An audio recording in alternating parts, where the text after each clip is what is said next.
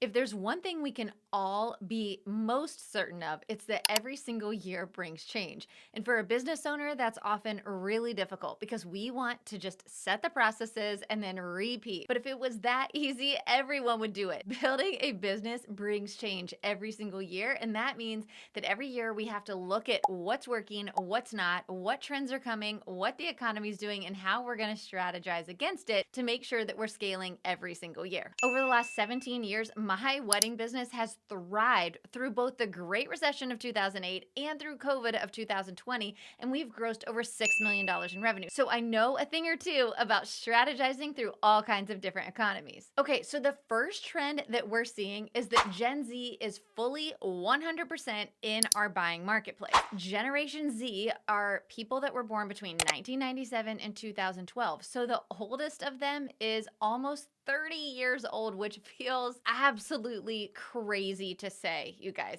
And the youngest of them is already 12 years old. Yeah, our 12-year-olds aren't buying from us yet, but they are coming up in our marketplace. And this is a generation that we really need to be paying attention to. Side note, as I'm recording this episode, we are already out of Gen Alpha, which is the generation after Gen Z. And I find that impossible to believe. I actually was reading an article where it said that Gen Beta started on January 1st of 2025. So the last people born in Gen Alpha were born on December 31st of 2024. And that feels mind-blowing to me because I'm still in this like, oh, millennials was the group we talked about forever, right? We put so much attention on millennials and how to sell to them. But it's really time to turn our focus to Gen Z because they are the people that are buying in our marketplace right now. And those millennials that used to make us all crazy when they were buyers, they're now their parents. And so we need to make sure that we're paying attention to this generation. Okay, so how does Generation Z buy? Like what makes them different from the millennials that we used to sell to? And honestly, even the Gen X or the boomers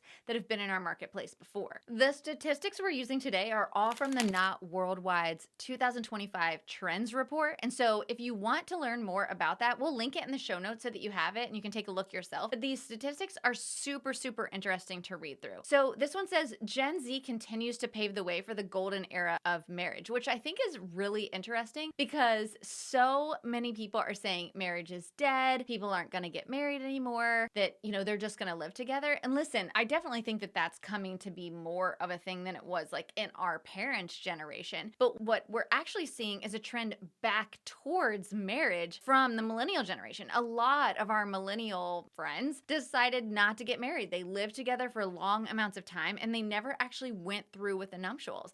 But Gen Z is bringing it back. Family values are a big deal to them, and Gen Z is coming back to wanting to have a marriage, wanting to get married. And so I find this really interesting. It says Gen Z is more optimistic than ever about marriage, with the majority rejecting the notion that marriage is dead. 86% of Gen Zers envision marriage in their future. That is an incredible statistic, you guys. And the really cool thing about this is Gen Z is the generation that's going to be in our buying marketplace for the next 15 years. So this is really the generation that we're paying attention to and who's going to shape the wedding industry really going forward. So this is looking really good for us, right? 58% definitely plan on getting legally married at least, and then 28% are considering the possibility of getting married. So these are great statistics for the wedding industry. So when you see all those nasty TikTokers that jump on your TikToks and they're like, marriage is dead, nobody wants to get married, that's actually not true. But let's talk about what kind of weddings are they having. So there's a strong demand for micro weddings, and this really came about mostly with COVID, right? Not to say that micro weddings and elopements weren't big before that, but for sure they got really, really trendy during COVID. Now, COVID made it necessary to have elopements and micro weddings, but now because of just the cost of things and because Gen Z is a lot more cost conscious than our millennial generation was, they are a lot more focused on where their money is going and how they're spending it. The really cool thing about this generation, though, is that they are a more wealthy generation as well, which I find to be really, really interesting because there's so many of them that have learned how to make money outside of a normal 9-to-5 job. A lot of researchers are saying that Gen Z could be the wealthiest generation of our time, which I find so interesting and I love it. I have to tell you guys, I'm obsessed with Gen Z, probably because 2 of my children are Gen Z, but also just because I find them to be so innovative, so thought-provoking. They really want to just understand like where their money's going, how to make money, how to buck tradition. And so that's really shining through here in these wedding statistics. This statistic from the Knot Worldwide is saying there's a strong demand for micro weddings. Now, micro weddings are not elopements, right? Elopements are typically weddings with 15 guests or less, where micro weddings are more around the 50 guest range. Now, I'd love to know from you guys, have you seen this? Like, is this something that you're seeing as a trend in your area? In my area, I'm in Orlando. We have not seen this, to be honest, and some of that could be because we have such large hotels here. Like, we are very much a convention city. We're also the #2 wedding destination in the US behind Las Vegas. And so I don't see as much of the micro wedding trend where we are, but I do know a lot of our students inside of Wedding Pro CEO are saying this is a trend that they're seeing in their market. So I'd love to know from you guys, is this a trend that you're seeing? So if you're on YouTube and you're watching us on YouTube, tell me in the comments, is this a trend that you're seeing in your marketplace, that you're seeing micro weddings? I love the idea of micro weddings because it does allow us to expand that budget so much more. It's really, really challenging when a couple comes to you and says, you know, I have this budget and I want 150 guests. And you're like, that's not going to stretch. Like it's harder to stretch. And you can do such more unique details when your couple has a smaller guest count. Your photos go so much faster. You can get big group photos. It's just a more intimate event. So far we've talked about Gen Z is definitely more apt to get married, which is super exciting, but they're more looking towards micro weddings. So if that's not something you currently offer in your offer suite or that you even speak to in your marketing, this is going to be something you really want to think about when you're looking at your marketing, your offerings. You really want to lean into that micro wedding, more intimate type event as a possibility with your company. Okay, number 3 that we're seeing from Generation Z is bucking tradition. Now, this one I don't think is actually that different from the millennials. What I have found to be interesting about our couples, though, is that the millennials almost bucked tradition just to like, I'm not hating on millennials. If you're listening to this and you're like, whoa, I'm a millennial and Brandy totally hates me, that's not true. But I will say, I found the millennial generation to be more like angry a little bit. And so just as a whole. And so I find that generation to buck tradition more just because they're like, I'm not going to do it my parents' way, right? And what I found with Gen Z is that they're more creating new traditions. I see less of them just trying to like get rid of the traditions just because their parents did it that way, and more like what traditions can we start to implement to really make our wedding weekend about us or about our guests. I have seen a huge trend toward wanting their guests to really feel important during their wedding. And so I'm here for that. I've never been that planner that says, do your wedding your way and screw what your guests think. I'm like, why would you invite 100 people to come and travel and come celebrate with you if you don't even care what their experience is like? Like, I find that so bewildering. Side note, okay? That was a total aside. But all that to say, I'm loving that Gen Z is creating traditions, new traditions, all around the feeling of their event, what they want their guests to experience, and the celebration that's going to happen during that time. So some of the trends we are seeing that they are embracing are asking guests to unplug during the ceremony. That one's been around forever, and to be honest, no one listens, so we'll see if it gets any better with this new generation being guests. I know for a fact we're always going to see a boomer with a giant iPad in the ceremony taking pictures, and it kind of is what it is at this point. You almost have to just laugh about it, right? Photographers, you feel me, right? Number 2 is hosting a wedding weekend to maximize time with loved ones. Honestly, you guys, and this again could be because of where I am located. I'm in Orlando, and we do weddings in Orlando, Central Florida, and North Florida. Both are huge destination markets. So it could be just because we are more in a destination market, but I would say more than half of our weddings are a wedding weekend. Very few of our weddings are just one day anymore. They're literally an entire weekend experience, and I'm here for it. Like, I love wedding weekend experiences. I think if people are going to travel, let's maximize that time with them. It takes the pressure off the couple on wedding day so that they're not feeling like they have to say hi to every single person during their wedding. They've seen most of them throughout the weekend, and so they can really just enjoy the celebration. So I'm here for the weekend celebration. Number 3, they're including ethnic, religious, and or cultural elements in the wedding day. I'm here for this as well. I love how much it personalizes the ceremony. Relationship counseling, I think I saw this one coming. Relationship counseling is so important. And honestly, let's be real. The divorce rate for Gen X and for millennials was off the chain. So I am totally here for this.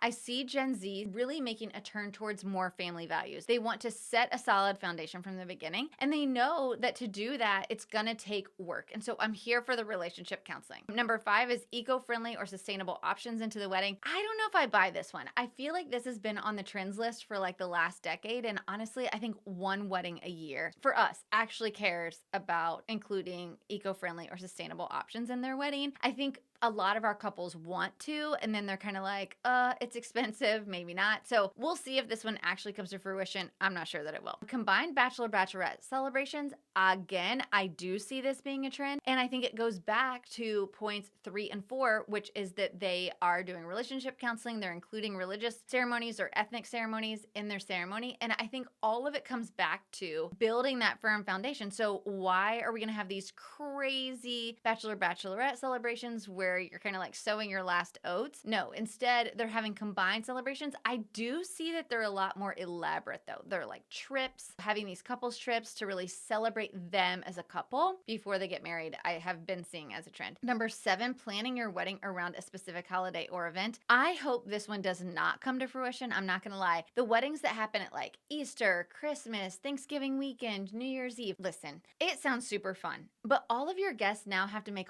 all of their family arrangements around your wedding weekend, and I'm not here for this one. Plus, moving forward, having been married 20 years now, I can tell you right now, I don't really want my anniversary on a holiday for the rest of my life. I just don't. So I hope this one goes away. I'm not here for this one. Number 8, implementing a strict dress code. This one we have seen on almost every single one of our weddings. Either they're saying, please only wear these clothes, or they're saying, we suggest this color palette. Almost all of our weddings now have a Pinterest board of guest attire inspiration, and they want them to dress in a certain palette. I get it. Everything is about kind of the look, the photos, the video, the Instagram, the TikTok afterwards. Hello, content creators. Some of your guests are dressed in fuchsia when you're, having a fairly muted wedding palette. It looks terrible in the photos. So I totally get this. I don't know that I would do it myself, but I get it. I think it can be kind of fun. Okay, number 9, planning the wedding around what felt most lucky. To be honest, I really don't understand this one,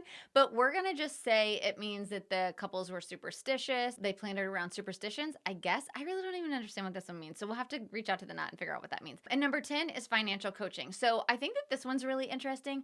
Obviously, it doesn't have to do with like the trend of what's going to happen, but more couples are, just like they're doing relationship counseling, they're doing financial consulting, which, going back to the fact that they're very conscious about what they're spending their money on. They have money. They are expected to be the wealthiest generation we've ever had in history. They just want to know that they're getting value for their money. So you as a wedding pro, more than ever, it's going to be so important that you really speak to what value you bring to the table. What are their pain points? What are the things that they're expecting? What are the things that they want? And only speak to that. That is going to be massively important as you really start to market to this generation and during your sales consultations. And here's the thing, if you're listening to this and you're like, I want to know more about really how to convert, how to tell these couples that I do have that value, that I'm the one that they should book, I have a brand new training, the only sales strategy that you need to double your wedding bookings in 2025. And I'd show you exactly how to walk through my assume method, which is this exactly right here,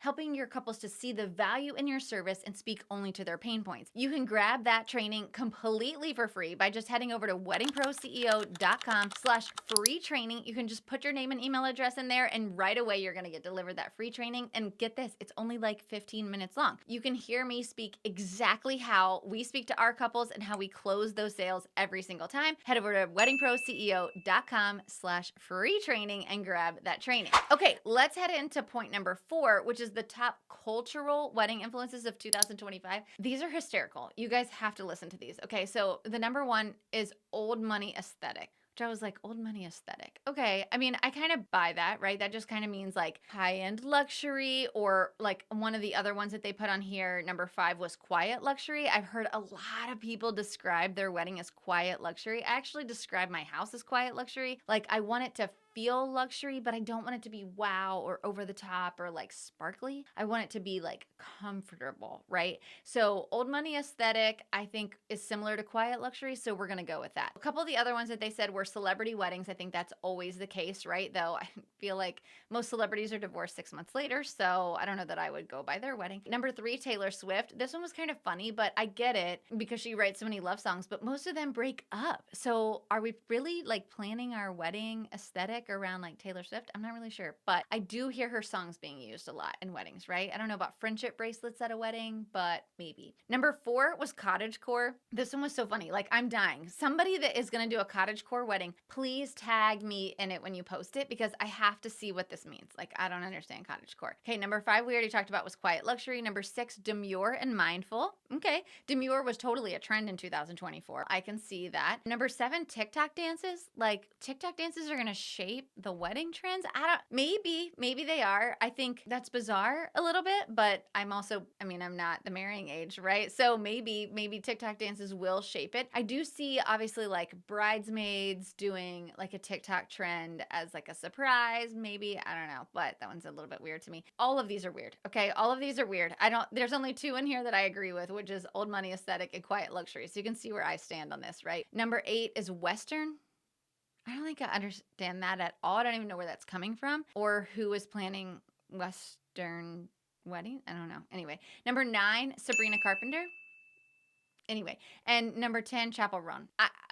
I think some of these are just weird, but this is the Knots Trends Report. So I'm just going off of that. I'm just reporting to you guys what it is. So what can you learn from this slide? Probably nothing, to be honest, because this one is just weird, but I thought it was fun and it was funny. So here we are chatting about it, but there's really nothing to learn from this because like, what would I tell you to go make sure that you have a cottagecore offering on your website? I don't think so. So let's pay attention to these trends. Please tag me if you do a cottagecore styled wedding. I have to see it. Okay. And then number 5, this one is actually super interesting. This one is the hottest US wedding markets. Actually, I found this one to be really interesting because Orlando's not on it. And that's okay. That's okay. I'll take it. But I mean, we do the most weddings next to Las Vegas. So I'm thinking that these are just the hottest, meaning they're growing the most because actually Vegas isn't on here either. So I'm going to take it as that these are the cities that are growing the most, like have the most potential to see a big boom in their wedding market. So if you're in this market, pay attention. Here's the top 15. Santa Barbara, definitely, and San Diego. So both of those, we have so many students in both of those markets. So y'all listen, if you're listening to this and you're like, yes, I am ready for it. Like, let's talk. Let's look at how you're doing your marketing. Let's make sure that you're in front of these couples because these 2 markets are massively booming. Number 3, Chicago. Number 4, New Orleans. Number 5, Long Island. Number 6, Cincinnati, Ohio. 7, Cape Cod. I mean, everyone wants to get married in Cape Cod, right? Number 8, Los Angeles. 9, Charlotte, North Carolina. Yeah, I'm here for that. Charlotte has like the most beautiful weather. Number 10, Columbus, Ohio. I don't know, you guys. Cincinnati and Columbus, Ohio. Like maybe. Number 11, Nashville. I find this one intriguing because Nashville is such a booming market anyway, but mostly for like the bachelorette and bachelor parties, right? So I find this one intriguing. Number 12, Napa. For sure. Love Napa. Number 13, Kansas City. Do we think that Kansas City made this list because Taylor Swift lives there now, like with Travis Kelce? I don't know. You guys tell me. But I think maybe more people are getting married there so they can be like, maybe Taylor will come to my wedding. Number 14, Boston, and number 15, New England. So lots of Massachusetts on this list. 3 cities in Massachusetts made the list. 3 from California as well. 2 from Ohio, but none in Florida, only 1 in New York. So if you're in one of those markets, I want you to really be focused on how you can take advantage of the boom that's coming to your market that the Knot is predicting in your market. Okay, CEO, so there you have it. Those are the top 5 statistics that I pulled from the 2025 Trends to Watch report from the Knot Worldwide. And what can we gather from really all of this information? Some of it was just a lot of fun to hear, and some of it we actually are going to use for strategy next year. The thing that I want you to hear is that we are dealing with a new generation. Yes, millennials are still in the marketplace, but guess what? Gen Z is here. Gen Z is 20 27, 28, right? They're about 27, 28, all the way down to 12 years old. So if your ideal couple falls in that early 20s to late 20s range, these are your people. Now, if you are still dealing with more mature couples, if you're like most of my couples are in their early 30s, you're still dealing with the end of the millennial generation, but you need to be making sure that you're straddling both of these generations and understanding how to sell to them. And really the biggest thing to do when you're selling to anyone is to understand what is it that they value? What is it that they are looking for in their wedding? And then sell to that. Make sure that you understand their pain points, that you sell directly to that, and you will win every single time in this marketplace. You guys, I am so excited about everything that 2025 has to bring. We are finally past the election year. I think we have finally gotten past all of the pandemic related closures and wedding gap and all of that kind of stuff. So I think 2025 is going to be our first normal year since 2019, and I am here for it. If you are listening to this and you're like, Brandy, I am here for it too. Like, I want to know more about how to work with your team and how to scale my business and how to make 2025 my year. I want you to head over to brandygar.com/apply. Fill out a few questions for us and let us do a gap assessment with your business. Once you fill out that application, you're going to get an opportunity to book a call with our team where we're going to do a gap assessment in your business. We're going to look at what's working, what's not working, and we're going to help you to see where you can really strategize for scaling your business this year. And hey, if you were the right fit, we'll suggest next steps to join Wedding Pro CEO in the right program that's going to be perfect for you. And I will see you next time.